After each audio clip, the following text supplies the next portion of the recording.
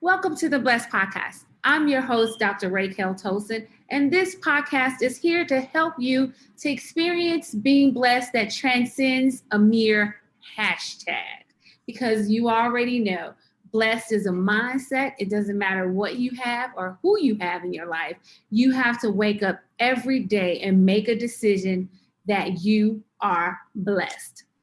Now, we are broadcasting on WYTV7 Community Broadcasters Network, and they have a mission to encourage, to educate, and to just enhance your life. That's what we're here for. So if you are enjoying the Blessed podcast, please go to www.wytv7.org and hit the green donate button.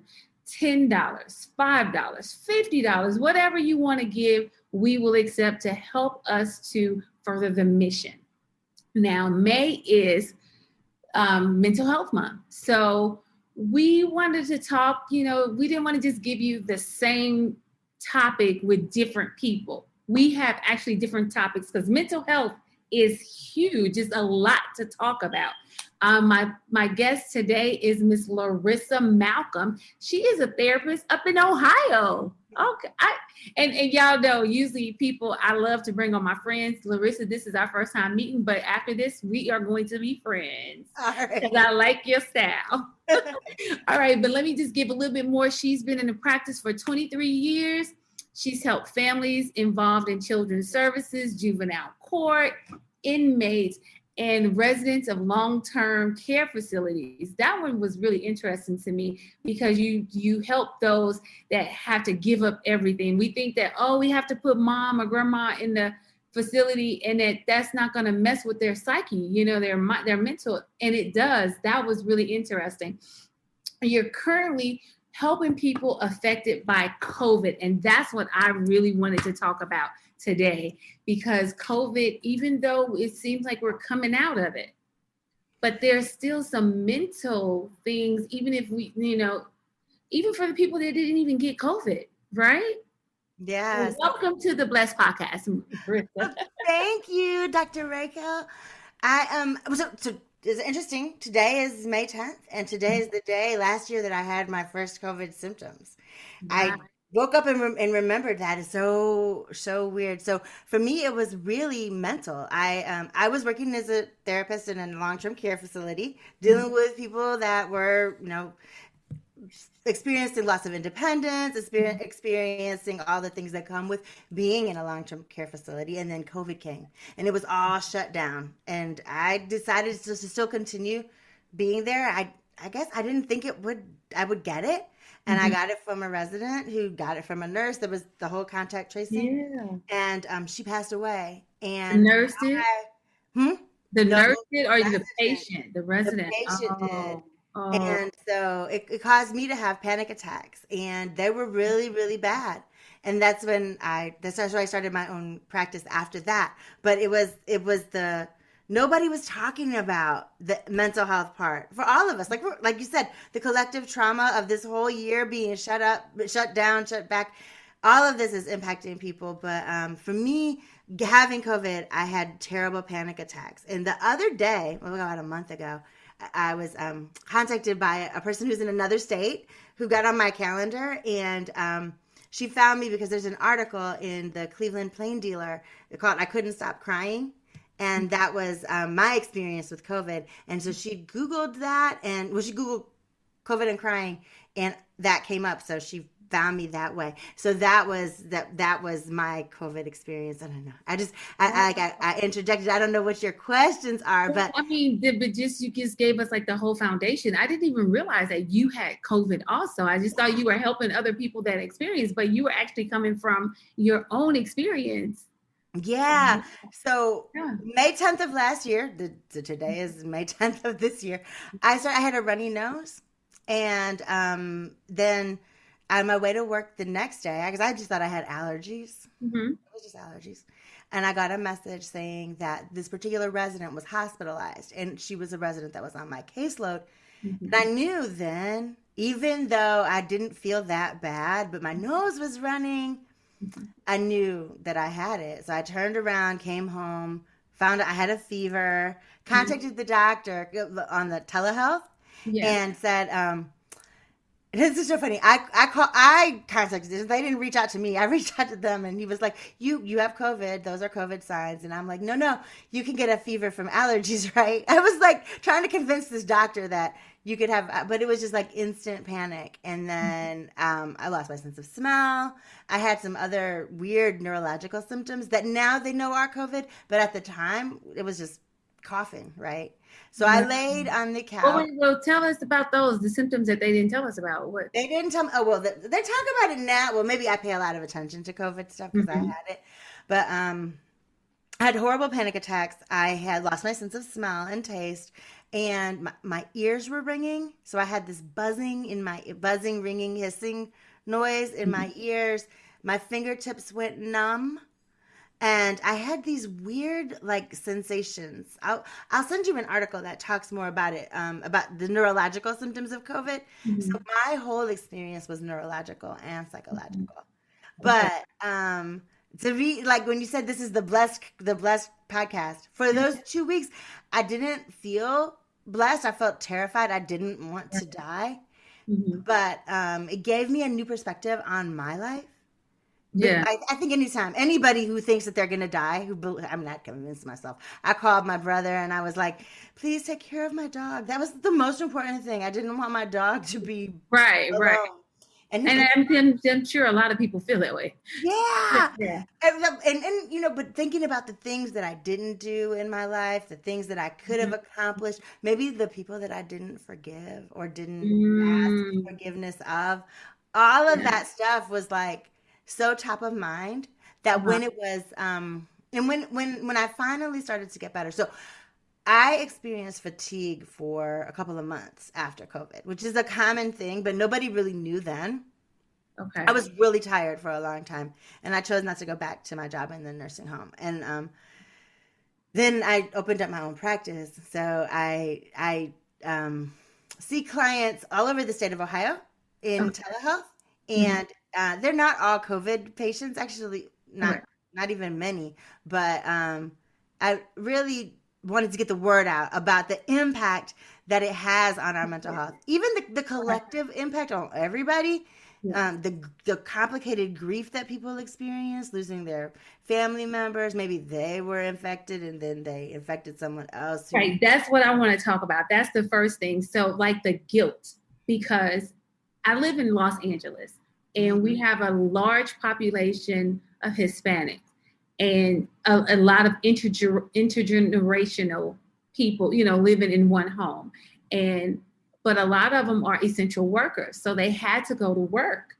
And then they, maybe get COVID and they come home without knowing and they infect grandma or grandpa, and just the guilt of, not just exposing your family, but then they get sick. And then if they're, and a lot of them, they pass away.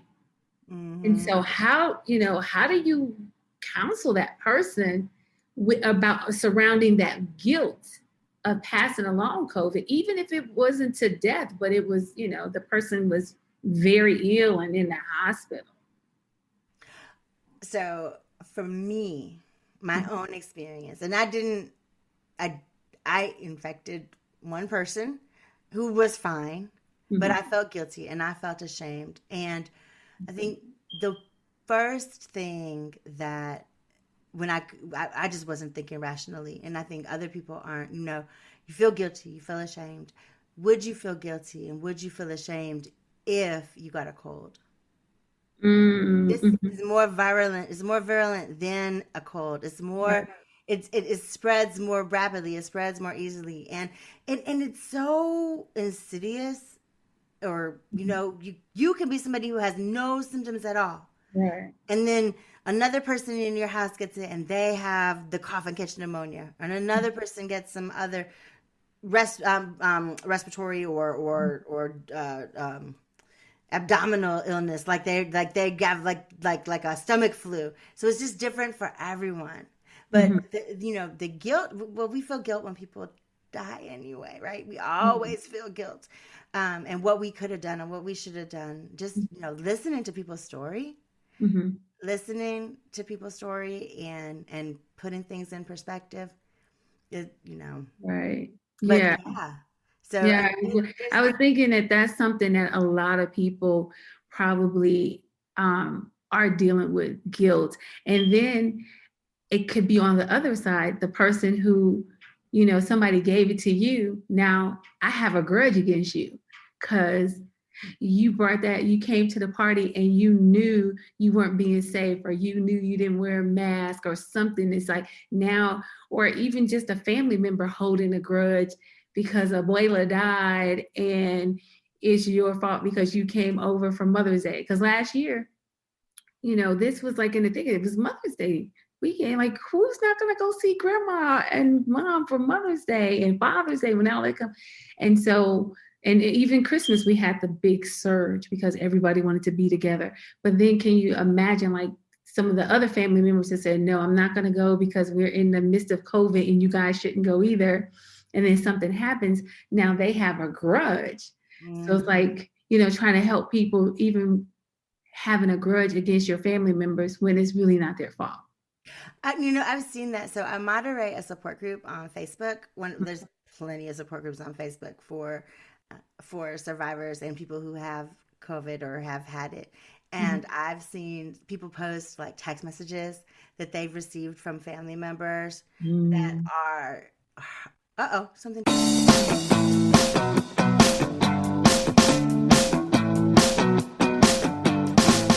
Mr. Happy Living here. I love good things made for good people. That's why I love Happy Living's online e-course. It's an 8-week-long deep dive into you and the inspired life you want to live. The life you were put here on this earth to live. The one that you and only you can live. 8 weeks of lectures and ideas and topics and supporting materials and powerful self-improvement tools. All designed for you. All designed to help you create the tools and the power and the confidence you need to discover your purpose and to discover the life you were meant to live, and to feel incredibly inspired and motivated to decide you will live your life to its fullest. It's all designed to help you create the unique and distinct philosophy of you and your inspired life. Go to happyliving.com, select our e-course, and save $100 with promo code WYTV7.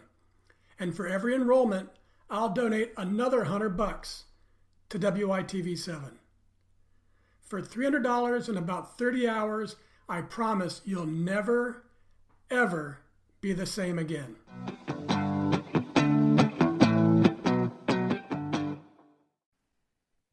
The messages that I've seen have been so like shame provoking, like, oh my goodness, blaming and shaming family members for the virus. The virus is not somebody's fault. If you weren't as careful as you could have been, it's water under the bridge, right? We live in the present and not in the past and in the future. How do we focus on this moment and what you can do differently now? Even people, I was very careful, right? So that was a thing. You were at work. I was at work. I was so careful, and I was so ashamed that I got it. So it's like do the best you can. And if that doesn't work, you did the best you could. Right. There are people that aren't, but that's even them. The messages that we receive from the media and the messages that was so confusing, people don't know what to do to be safe. Hopefully we're coming off on the other side of this. I hope we are. Yeah. I got my shots, but I know that some people don't want to get it, and you can't blame and shame people. Hey, I was about to say, we can't blame and shame people for not wanting to get vaccinated. Because I'm like, at first I was like, yeah, I'm just gonna wait and see what happens for everybody else. I don't want to. But then, because I love to travel, my son works for Delta Airlines, and so I can get on a plane and travel where I wanted to for free. And so and then I have my play son and I have a family over in Germany. And I already knew, it's like, yeah, some of these countries are going to require vaccinations for us to go. And so I was like, I'm going to want to go visit them as soon as everything opens up. So let me just get vaccinated. But like, it's really difficult. Like when we talk about vaccination, I don't want to shame people into getting vaccinated because I'm like, when it's all said and done for me, even though I'm vaccinated, I'm still going to wear my mask. I'm still going to ask you to wear your mask. I'm still probably not going to hug you. It don't matter if we all vaccinated but here's the thing though, Larissa, I'm not a big hugger. Oh, so you this whole COVID thing, I'm happy because now people won't hug me because I feel obligated. When it's at church, I feel obligated to hug people, and I'm like, okay, well, I really don't want to hug people, so now I don't have to hug people. That's so funny. I am a big hugger. I love hugging people, but I will probably never hug anyone. You will, but you know what? But then that's the thing, because even, how do we, if you are a hugger, like if you need touch, some people need touch, and it's not, it's not a sexual touch. They need a lot of touch. If, what do you tell that person? Because they are probably dying inside. I need that touch. Yes. So people that have been vaccinated that are so excited to get to hug their family for the first time in a year. Yeah. Yeah. I was real ambivalent about the vaccine, to be 100% honest. I ended up getting it anyway. And, but having COVID, it left me with some weird health problems that are starting to go away. Like my blood pressure was high, my pulse was rapid. I ended up with a way higher A1C than I started with before I had it. So I'm like, well, what is the vaccine gonna do? But as I learned more and more, I was like, okay, I'm gonna get it. Plus, I want to travel, but I don't know. I am a hugger. I don't know. I sometimes feel weird not hugging people. I went out to dinner the first time in a year. Now I love going out to dinner. I'm like always, that's like a thing I do. But we went to a restaurant last month, like in April, the middle of April. We went out because it was after 2 weeks after our last shot, and it felt weirdly uncomfortable to be around other people, to be around so many other people. And it's only been a year since I haven't been around other people. So yeah, I want to go somewhere like Larissa Leaves the Living Room, because I started my own podcast. Larissa Leaves the Living Room. I love that. Living room. That's a cute show. Larissa Leaves the Living Room. I'm gonna start my own podcast. It's gonna be Larissa Leaves the Living Room. That's a pretty cool. So, but then even just with the whole mental health around not being able to leave the living room. You have so many people that don't. So what are the few things that you suggest to people to help with their mental health, just dealing with all the COVID stuff? Because it's just like so much. What are the 3 of the things that you really tell people to? 3 things that I really tell people, whether they had COVID or not. 1, to cut down on your consumption of media, of the news. Because that, I know, and I am a news junkie. I love watching the news. I'm like the person that, well, in the past you would call, and I would know everything that's going on in the world and in the city, but cut it back, because especially if you're, you know what to do to be safe, what, as far as wear a mask and wash your hands and all that stuff. You don't need to hear that. You don't need to see all this stuff that's going on. So cut back on that, because that is traumatic, and it's traumatic for all of us. Another thing is stay in touch with your friends and family. If you have people, talk to them on the phone or do Zoom meetings. Yeah, my family, we do a Sunday dinner Zoom every week since COVID started. We started in March. Right, so you stay connected to people. So the even though it's not the same, it's like a modification of the same. Although I would say there's some people that I'm spending more time with in the pandemic on Zoom. I agree, because my family, we spend more time together because we live in different places. They're in the Midwest, and I'm on the West Coast, but we see each other every Sunday.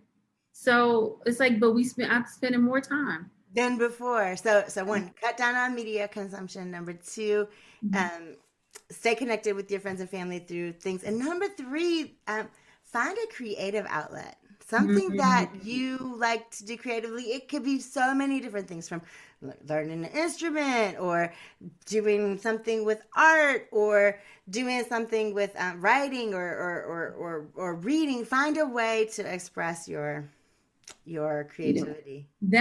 Those things that you just said, basically, it helps for everybody's mental. Like you said, it's not really just COVID, but COVID made people, I think, keenly aware of their mental health.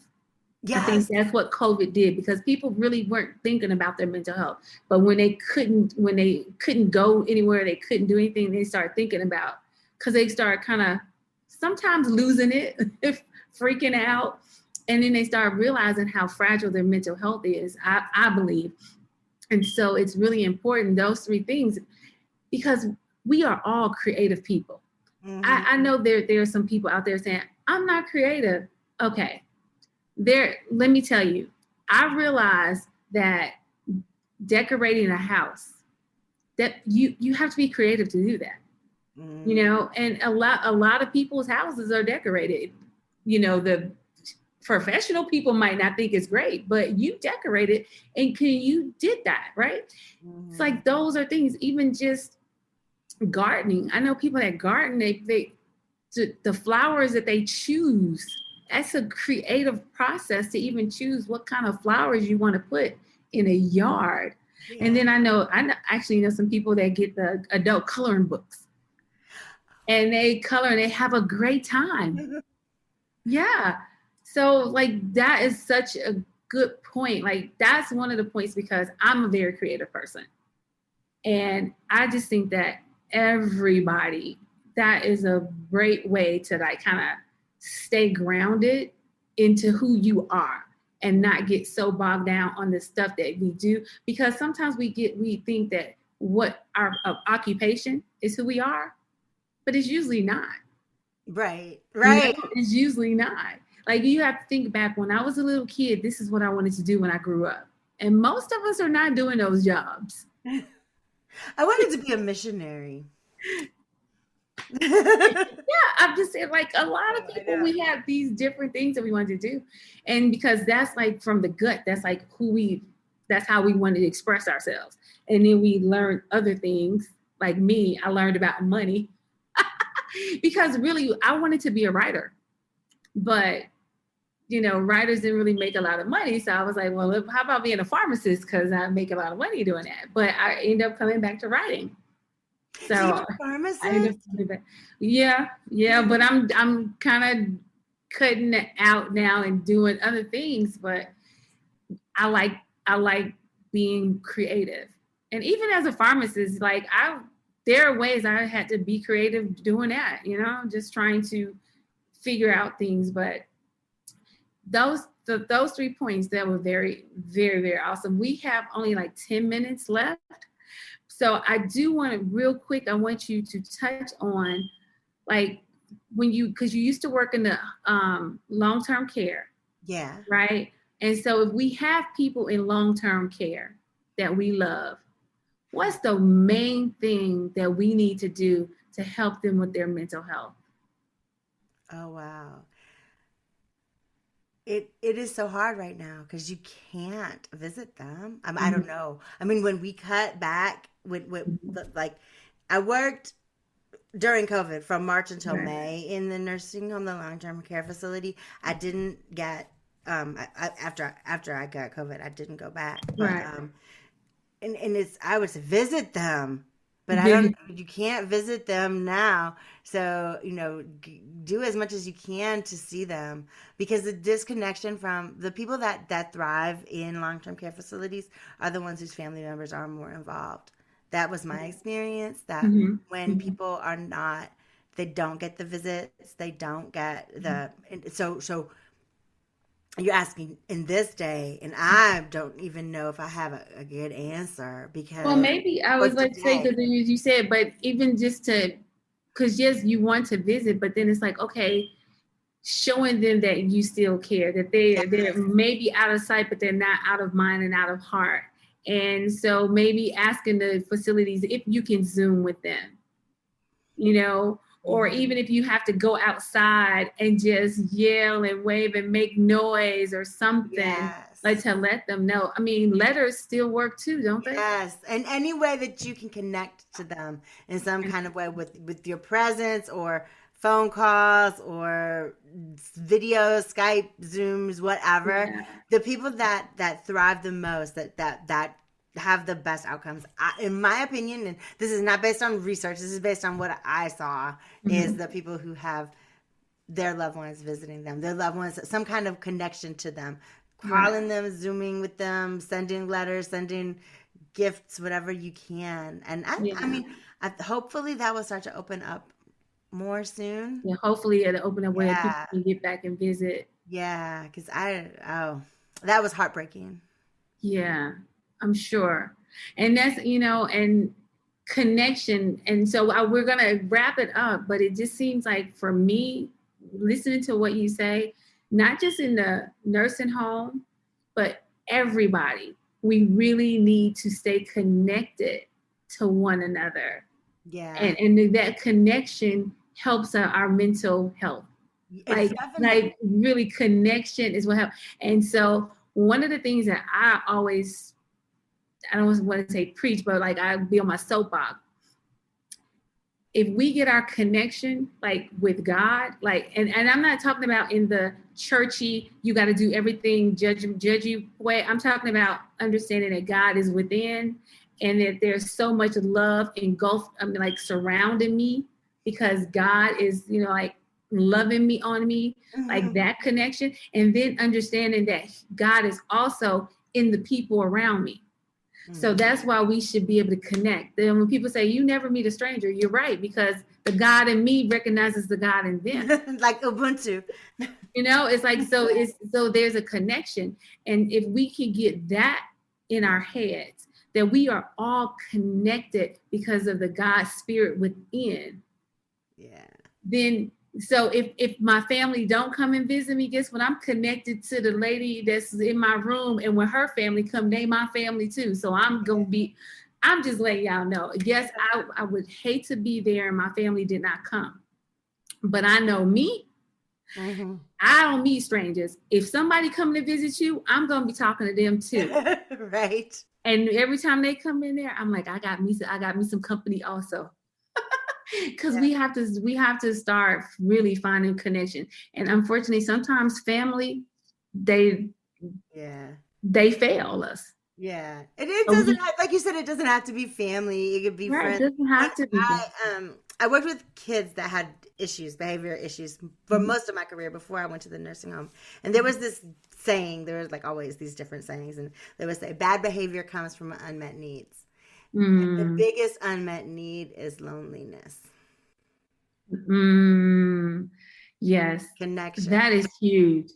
The connection, loneliness, the biggest, and that's where bad behavior, and it's not just with children, because adults behave badly also.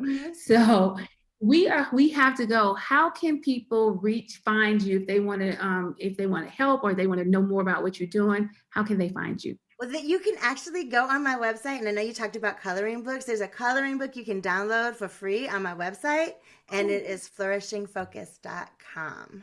Flourishingfocus.com. Yes, and there's a coloring book. Free coloring book. There you go. You just said everybody has to be creative, and you're giving them a free coloring book. You get a coloring book. You get a coloring book. Yeah. Oh, you got to download it. You have to print it yourself, so There's some pretty cool coloring pages there. So yeah, that's cool. Is there anything else that you wanted to leave the audience with before we wrap up? Oh, I can't think of anything, Rico. Dr. Rico. You know what? Because you said it all. You basically said it all, and I appreciate you for being on Blessed, and for everybody out there listening. I hope that you understand how important your mental health is. And I wish that they would allow us to get free checkups every year, just like the physicals for free. Just, with all insurances, that's what they get. They need to start doing a free, healthy mental health checkup. But until then, do those things. Do the things that Larissa has shared with us. And until next week, be blessed.